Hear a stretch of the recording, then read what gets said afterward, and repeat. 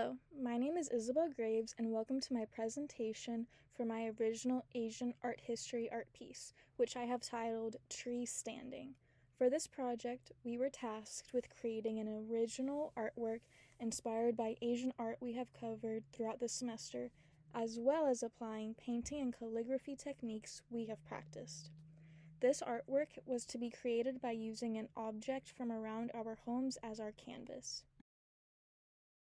For my canvas of choice, I chose a bookshelf that I have right next to my bed.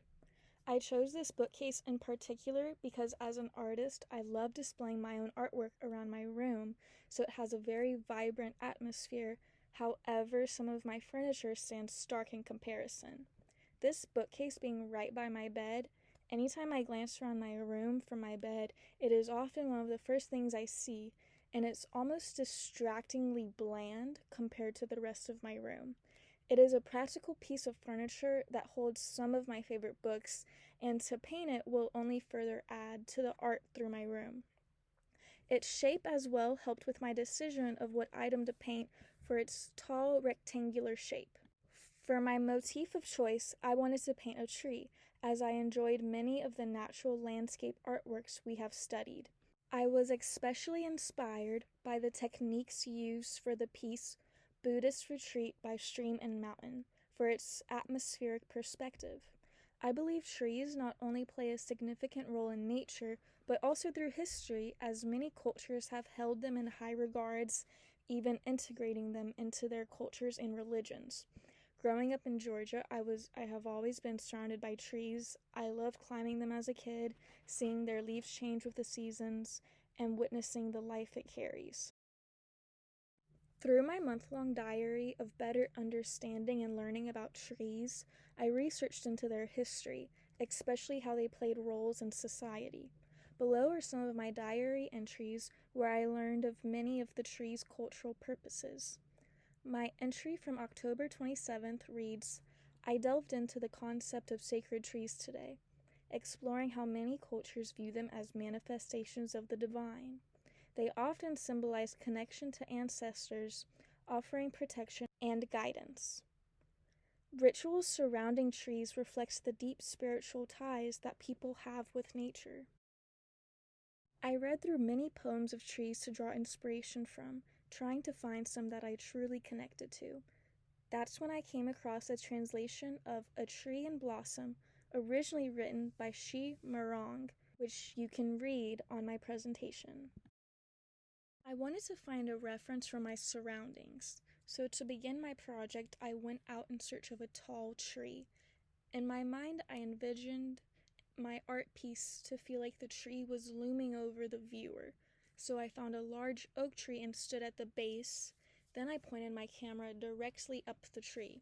To better fit the dimensions of my bookshelf, I took the original picture into Photoshop where I distorted the size to align to my item.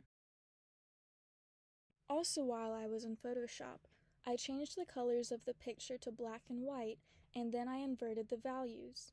I did this for a few reasons. One, because throughout the semester I particularly enjoyed artworks that had darker canvases and then lighter values from the mediums used. And two, because my bookshelf is already black, I wanted the tree to be more visible as well as highlight some of the lighter values, because in my original reference photo there were many dark values instead.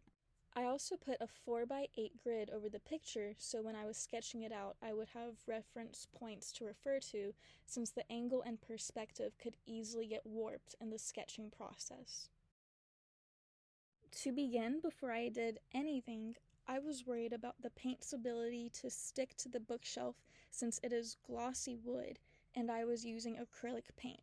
So I painted a thin layer of clear gesso onto the bookcase, and I then began to sketch the outline of my tree. As the leaves were further in the distance than the branches and trunk of the tree, I worked background to foreground.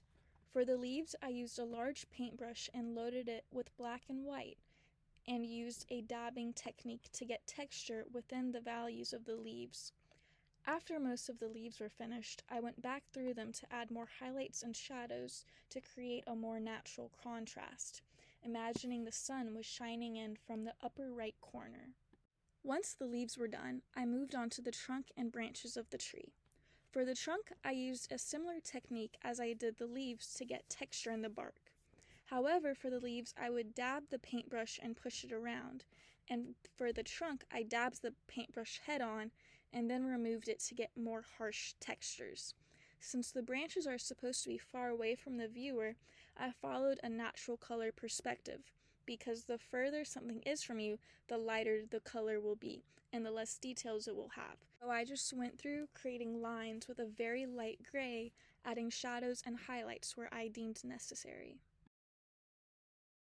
I was a bit hesitant to add any text to the piece at first because I was unsure where text could be painted onto it without 1.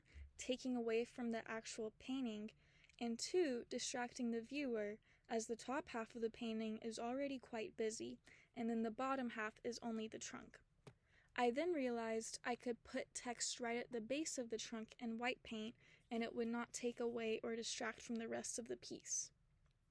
For my text, I decided to paint the second verse of A Tree in Blossom, as I really liked that verse, and I felt the meaning of it would be well placed at the base of the tree, as it talks about a person walking past a blossoming tree and how the flowers blossoming represents a yearning from a previous life, and I like to imagine that being etched onto a tree for someone to read passing by.